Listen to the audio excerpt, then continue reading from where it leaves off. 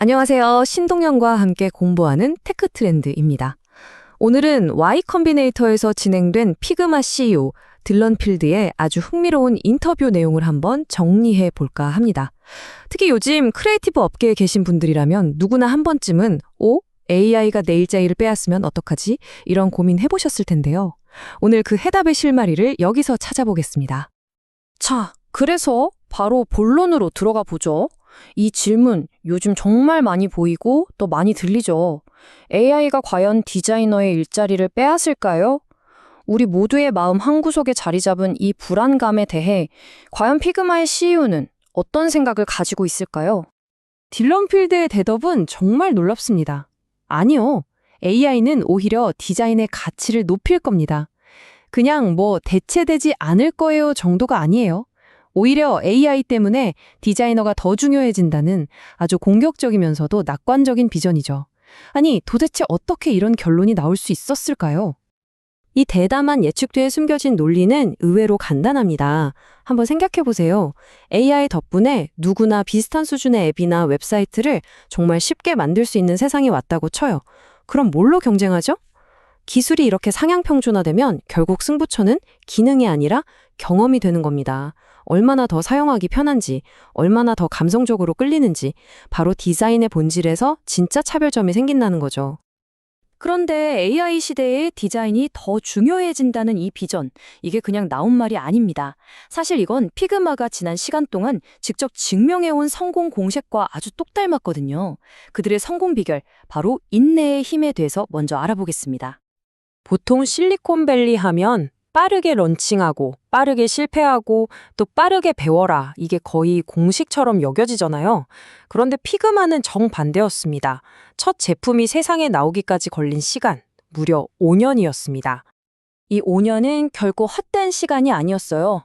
잠재 고객을 만날 때마다 아직 쓸 물건이 아니네요 라는 차가운 피드백을 수없이 들으면서도 묵묵히 본질에 집중하면서 완성도를 높인 탐색의 시간이었던 거죠. 그리고 그 인내의 결과는 정말 엄청났습니다. 따로 마케팅을 하기도 전에 마이크로소프트 내부에서 피그마가 들불처럼 번지고 있다는 소식이 들려올 정도였으니까요. 바로 이 철학이 5년이라는 긴 시간을 버티게 한 중심축이었습니다.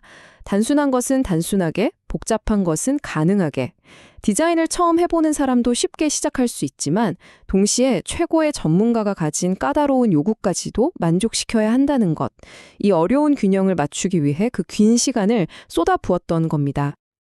자, 그럼 피그마의 이 성공 철학이 AI 시대에는 어떻게 이어질까요? 딜런 필드는 AI를 경쟁자가 아니라 완벽한 동료로 보고 있습니다. 디자이너를 대체하는 게 아니라 오히려 우리를 더 강력하게 만들어줄 파트너라는 거죠. 다음 표를 보시면 이 진화 과정이 한눈에 쫙 들어옵니다. 이 표를 보면 진화의 방향이 아주 명확해집니다.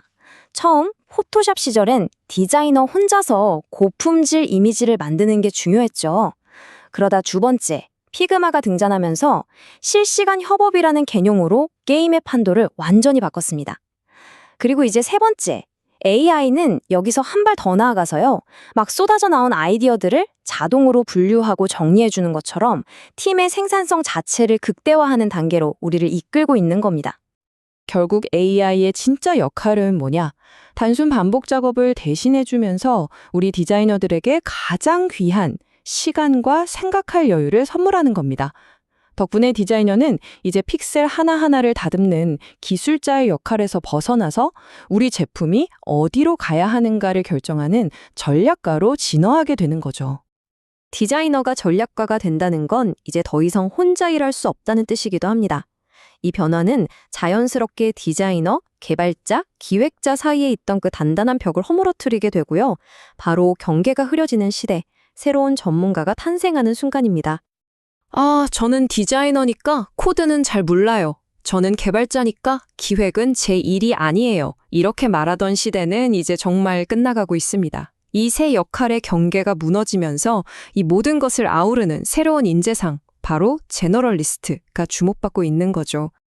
그럼 제너럴리스트는 대체 어떤 사람일까요? 보통 한 우물만 파는 스페셜리스트와는 조금 다릅니다.